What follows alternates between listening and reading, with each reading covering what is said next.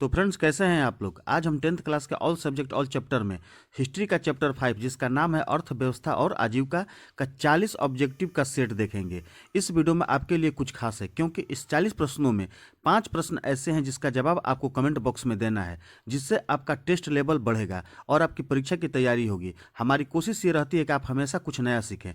तो चलिए फ्रेंड्स, हम शुरू करते हैं इस वीडियो को। लेकिन उससे पहले फ्रेंड्स, आप इस वीडियो को एक लाइक जरूर कर दें और साथ ही आप हमारे चैनल आरजी सोशल स्टडी को सब्सक्राइब कर लें और साथ ही बेल आइकन को भी प्रेस कर दें ताकि अगले सब्जेक्ट का वीडियो आपको समय से मिल सके और आप उसकी तैयारी कर सकें। तो चलिए फ्रेंड्स, हम शुरू करते हैं।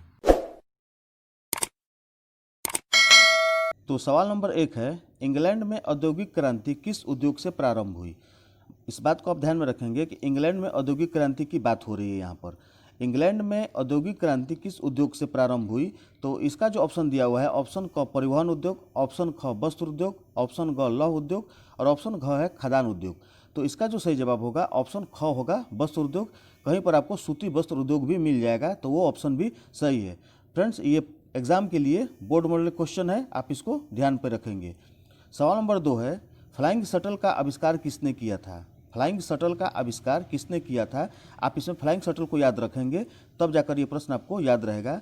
तो इसका जो सही जवाब होगा ऑप्शन ग होगा, जॉन के ने। सवाल नंबर 3 है, जेम्स वाट ने निम्नलिखित में किसका आविष्कार किया। यानी कि जो 4 ऑप्शन दिया हुआ है, ऑप्शन क है पावरलूम का, फ्लाइंग शटल का, वास्प इंजन का और सेफ्टी लैंप का। तो इस 4 ऑप्शन में से जेम्स वाट ने किसका आविष्कार किया था, तो जेम्स वाट ने वास्प इंजन का आविष्कार किया था, यानी कि ऑप्शन ग सही है। अब हम सवाल नंबर 4 देखेंगे। सवाल नंबर 4 है, स्पेनिंग जेनी का आविष्कार किसने किया था। स्पेनिंग जेनी का आविष्कार किसने किया था। इसमें हम स्पिनिंग जेनी को याद रखेंगे तब जाकर ये प्रश्न हमको याद रहेगा। तो स्पेनिंग जेनी का आविष्कार किसने किया था, तो इसका जो सही जवाब होगा जेम्स हारग्रिप्स ने, ऑप्शन घ सही है। सवाल नंबर 5 है, वाष्प चलित रेल इंजन का आविष्कार किसने किया था। यानी कि वाष्प से चलने वाले रेल इंजन का आविष्कार किसने किया था। तो फ्रेंड्स, इसका जो सही जवाब होगा ऑप्शन क जेम्स वाट ने। और जेम्स वाट ने ही वाष्प इंजन का आविष्कार किया था और जेम्स वाट ने ही वाष्प चलित रेल इंजन का भी आविष्कार किया था। सवाल नंबर 6 है, Tata hydro electric power station की स्थापना किस वर्ष की गई। Tata hydro electric power station, हम इसको याद रखेंगे कि स्थापना किस वर्ष की गई। तो इसका जो सही जवाब होगा ऑप्शन ग होगा, 1910 ईस्वी में। सवाल नंबर 7 है, भारत में न्यूनतम मजदूरी कानून किस वर्ष पारित हुआ, यानी कि किस वर्ष लागू हुआ। तो इसका जो सही जवाब होगा ऑप्शन ख होगा, 1948 ईस्वी में। यानी कि भारत में न्यूनतम मजदूरी कानून 1948 ईस्वी में पारित हुआ। सवाल नंबर 8 है, इंग्लैंड में चार्टिस्ट आंदोलन कब हुआ। इंग्लैंड में चार्टिस्ट आंदोलन कब हुआ, तो इसका जो सही जवाब होगा ऑप्शन क होगा, 1838 ईस्वी में।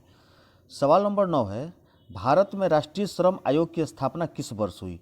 भारत में राष्ट्रीय श्रम आयोग की स्थापना किस वर्ष हुई, तो इसका जो सही जवाब होगा ऑप्शन ख होगा, 1962 ईस्वी में। फ्रेंड्स, आप ये 8 नंबर प्रश्न को, इंग्लैंड में चार्टिस्ट आंदोलन कब हुआ, ये बोर्ड मॉडल क्वेश्चन है, ये मैट्रिक एग्जाम में आ सकता है, आप इसको ध्यान पर रखेंगे। सवाल नंबर 10 देखेंगे अब हम। सवाल नंबर 10 है, टाटा आयरन एवं स्टील कंपनी की स्थापना किसने की थी।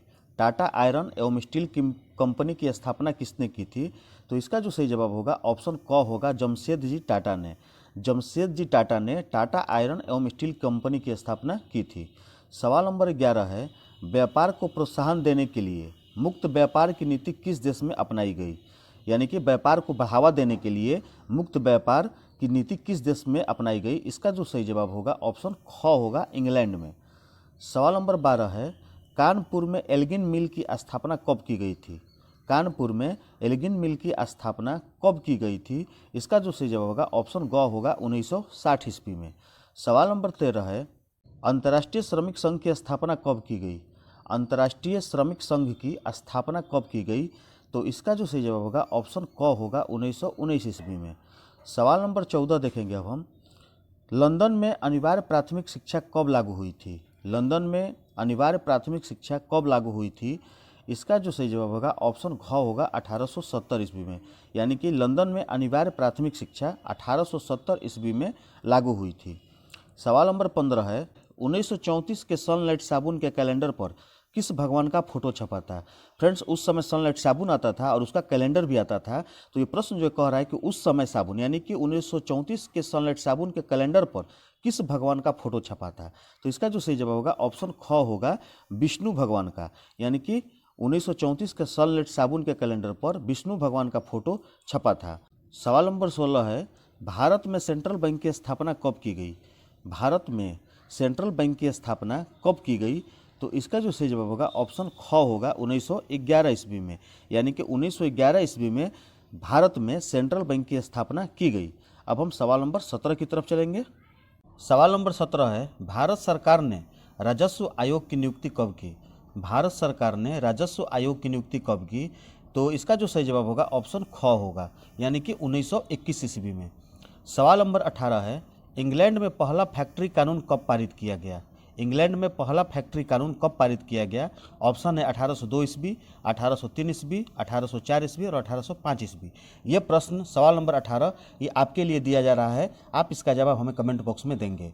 सवाल नंबर 19 है, 1829 ईस्वी के जॉर्ज स्टीफेंसन ने अपने स्वनिर्मित इंजन से सर्वप्रथम रेल परिवहन की शुरुआत कहाँ से कहाँ तक की?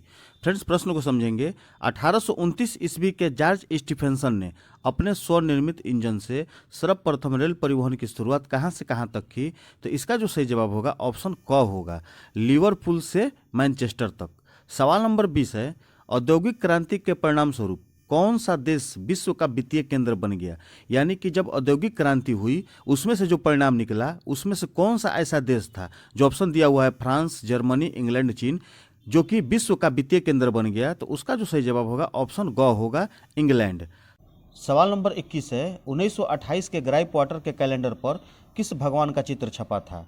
1928 के ग्राइप वाटर के कैलेंडर पर किस भगवान का चित्र छपा था? तो इसका जो सही जवाब होगा ऑप्शन क होगा, बाल कृष्ण। सवाल नंबर 22 है, भिलाई, राउरकेला तथा दुर्गापुर में कब इस्पात कारखाने खुले? भिलाई, राउरकेला तथा दुर्गापुर में कब इस्पात कारखाने खुले? तो फ्रेंड्स, इसका जो ऑप्शन दिया हुआ है 1952 ईस्वी में, 1953 ईस्वी में, 1954 ईस्वी में और 1955 ईस्वी में। ये प्रश्न जो है ये आप लोगों के लिए दिया जा रहा है, इसका जवाब आप कमेंट बॉक्स में देंगे। टोटल ये 40 क्वेश्चन में आपको 5 प्रश्न जो हैं आपको कमेंट बॉक्स में जवाब देने के लिए कहा जा रहा है। आप इसका 5 प्रश्न का आप जो जवाब है कमेंट बॉक्स में देंगे। ये दूसरा है, आपको अभी और 3 आपको मिलेंगे। सवाल नंबर 23 है, भारत में औद्योगिक नीति घोषणा पत्र कब जारी किया गया? भारत में औद्योगिक नीति घोषणा पत्र कब जारी किया गया?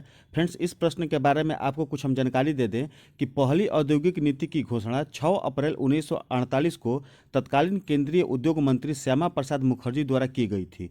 इस नीति ने भारत में मिश्रित और नियंत्रित अर्थव्यवस्था के लिए एक आधार की स्थापना की थी। फ्रेंड्स, ये जो ऑप्शन दिया हुआ है 23 नंबर का, 1972 ईस्वी, 1975 ईस्वी, 1980 ईस्वी और 1985 ईस्वी, ये जो है ये जो ऑप्शन है जो जब चौथी औद्योगिक नीति की घोषणा हुई थी ये तब का ऑप्शन दिया हुआ है। यानी कि इस प्रश्न के हिसाब से इसका सही जवाब होगा 1980 ईस्वी। तो ये जो जवाब है ये चौथी औद्योगिक नीति घोषणा होने के समय का है। इसके बारे में और कुछ जानकारी दे दें आपको कि किसी देश की औद्योगिक नीति यानी कि इंडस्ट्रियल पॉलिसी वह नीति है जिसका उद्देश्य उस देश के निर्माण उद्योग का विकास करना एवं उसे वांछित दिशा देना होता है। स्वतंत्र भारत में अब तक 6, आप बात को समझिएगा, 6 औद्योगिक नीति की घोषणा हो चुकी है, जिसमें पहला औद्योगिक नीति 1948 ईस्वी में हुई थी, दूसरी औद्योगिक नीति 1956 ईस्वी में हुई थी, तीसरी औद्योगिक नीति 1977 ईस्वी में हुई थी, चौथी औद्योगिक नीति 1980 ईस्वी में हुई थी, जो कि इसका जवाब है। ये चौथी औद्योगिक नीति का प्रश्न है और इसका जवाब है। और पांचवी औद्योगिक नीति 1990 ईस्वी में हुई थी और छठी औद्योगिक नीति 1991 ईस्वी में हुई थी। सवाल नंबर 24 है, भारत में मजदूर संघ अधिनियम कब पारित हुआ? भारत में मजदूर संघ अधिनियम कब पारित हुआ? तो इसका जो सही जवाब होगा ऑप्शन क होगा, 1926 ईस्वी में। सवाल नंबर 25 है, भारत में पंजाब नेशनल बैंक की स्थापना कब हुई? भारत में पंजाब नेशनल बैंक की स्थापना कब हुई? इसका जो जवाब होगा ऑप्शन क होगा, 1895 ईस्वी में। सवाल नंबर 26 है, पोर्टोनोवा जो कि तमिलनाडु में है, ये एक नदी घाटी है, में पहला लोहा इस्पात कारखाना कब स्थापित हुआ? तो इसका जो सही जवाब होगा ऑप्शन ख होगा, 1830 ईस्वी में। सवाल नंबर 27 है, 20वीं शताब्दी के आयातित कपड़ों के मैनचेस्टर के लेबल पर किस प्रकार के चित्र छपे होते थे? 20वीं शताब्दी के आयातित कपड़ों के मैनचेस्टर के लेवल पर किस प्रकार के चित्र छपे होते थे? इसका सही जवाब होगा ऑप्शन ग, भारतीय देवी देवताओं के। सवाल नंबर 28 है, भारत सरकार ने 1921 ईस्वी में एक राजस्व आयोग नियुक्त किया और उसका प्रधान किसे बनाया? सवाल नंबर 28 है जो कि भारत सरकार ने 1921 ईस्वी में एक राजस्व आयोग नियुक्त किया और उसका प्रधान किसे बनाया? ऑप्शन है क, इब्राहिम रहमतुल्लाह, ऑप्शन ख है रहमत अली, ऑप्शन ग है शेख अब्दुल्ला और ऑप्शन घ है कोई नहीं।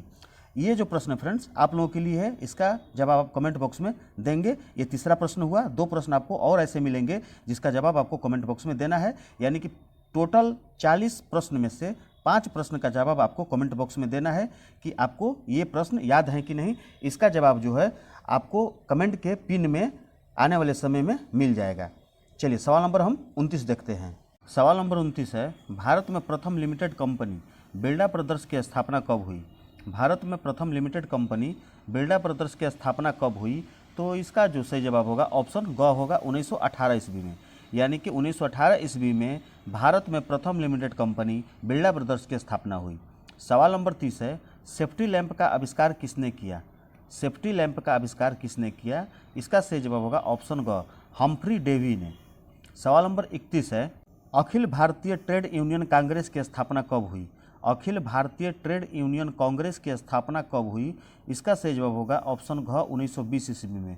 ये प्रश्न फ्रेंड्स 2016 के एनुअल में आ चुका है, आप इसको ध्यान देंगे, हो सकता है कि आने वाले एग्जाम में भी इस प्रश्न को रिपीट करें। सवाल नंबर 32 है, 1917 ईस्वी में भारत में पहली जूट मिल किस शहर में खुली? 1917 ईस्वी में भारत में पहली जूट मिल किस शहर में खुली? इसका जवाब होगा ऑप्शन क, कलकत्ता में। सवाल नंबर 33 है, भारत में कोयला उद्योग का प्रारंभ कब हुआ? भारत में कोयला उद्योग का प्रारंभ कब हुआ? ऑप्शन है 1907 ईस्वी, ऑप्शन ख है 1814 ईस्वी में और ऑप्शन ग है 1916 ईस्वी में और ऑप्शन घ है 1919 ईस्वी में। इस प्रश्न का सवाल फ्रेंड्स आपको देना है, वो भी कमेंट बॉक्स में आप जरूर देंगे। सवाल नंबर 34 है, जमशेदजी टाटा ने Tata iron and steel company की स्थापना कब की? जमशेदजी टाटा ने Tata iron and steel company की स्थापना कब की? इसका जवाब होगा ऑप्शन ख 1907 ईस्वी में। सवाल नंबर 35 है, औद्योगिक क्रांति सर्वप्रथम किस देश में हुई? इसका जवाब सही होगा इंग्लैंड में, ऑप्शन क सही है। फ्रेंड्स ये बोर्ड मॉडल क्वेश्चन है, ये बोर्ड एग्जाम के लिए वेरी इंपॉर्टेंट है, आप इसको याद रखेंगे। सवाल नंबर 36 है, स्पेनिंग जेनी का आविष्कार कब हुआ? स्पेनिंग जेनी का आविष्कार कब हुआ? इसका जो सही जवाब होगा ऑप्शन ख होगा 1764 ईस्वी में।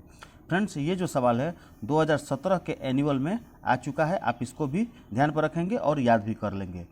सवाल नंबर 37 है, वैज्ञानिक समाजवाद की अवधारणा का प्रतिपाद किसने किया? वैज्ञानिक समाजवाद की अवधारणा का प्रतिपाद किसने किया? तो इसका जो सही जवाब होगा ऑप्शन ग होगा, कार्ल मार्क्स ने। फ्रेंड्स ये जो सवाल है 2012 के कंपार्टमेंटल में आ चुका है, आप इसको ध्यान देंगे। सवाल नंबर 38 है, इंग्लैंड में सभी स्त्री एवं